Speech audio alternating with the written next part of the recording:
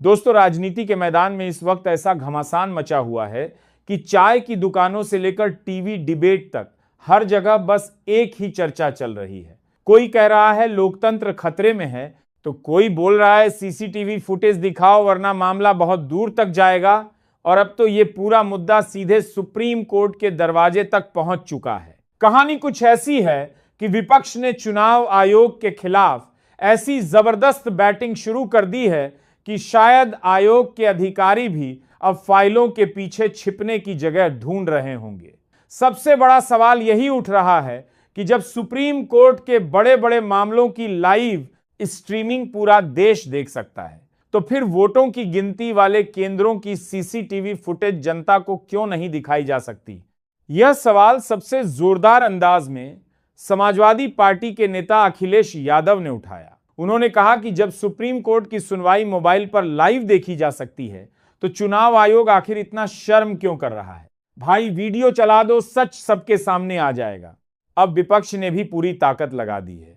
खासकर ममता बनर्जी और उनकी पार्टी ने तो सीधा चैलेंज दे दिया कि सुबह से शाम तक मतगणना केंद्रों की पूरी फुटेज जनता के सामने रख दी जाए।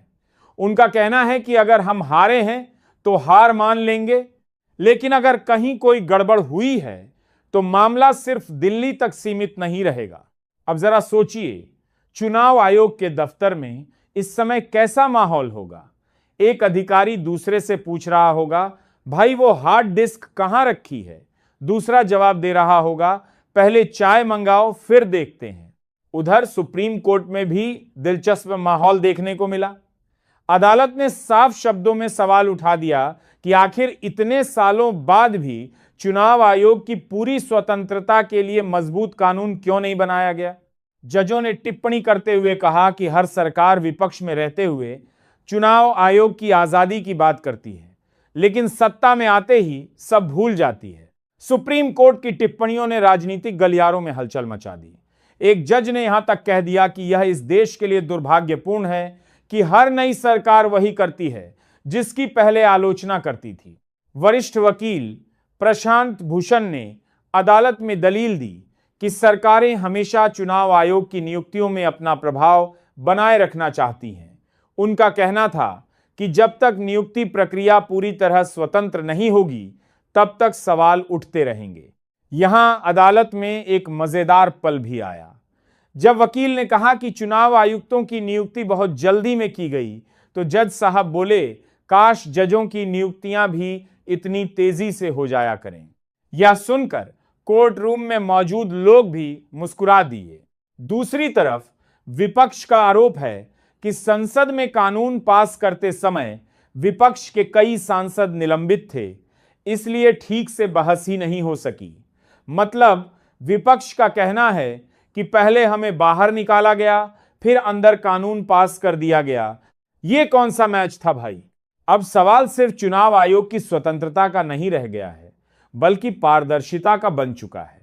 जनता भी पूछ रही है कि अगर सब कुछ साफ सुथरा है तो फिर सीसीटीवी फुटेज दिखाने में दिक्कत क्या है?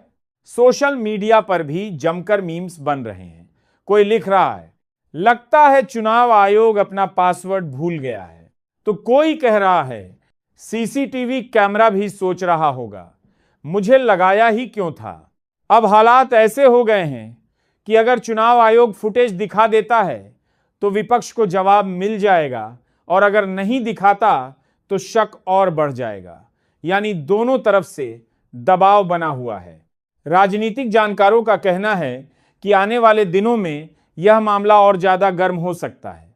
विपक्ष अदालत का दरवाजा और जोर से खटखटा सकता है, जबकि सरकार समर्थक कह रहे हैं कि विपक्ष सिर्फ हार का गुस्सा निकाल रहा है। लेकिन एक बात तय है कि इस पूरे विवाद ने आम जनता की राजनीति में दिलचस्पी जरूर बढ़ा दी है।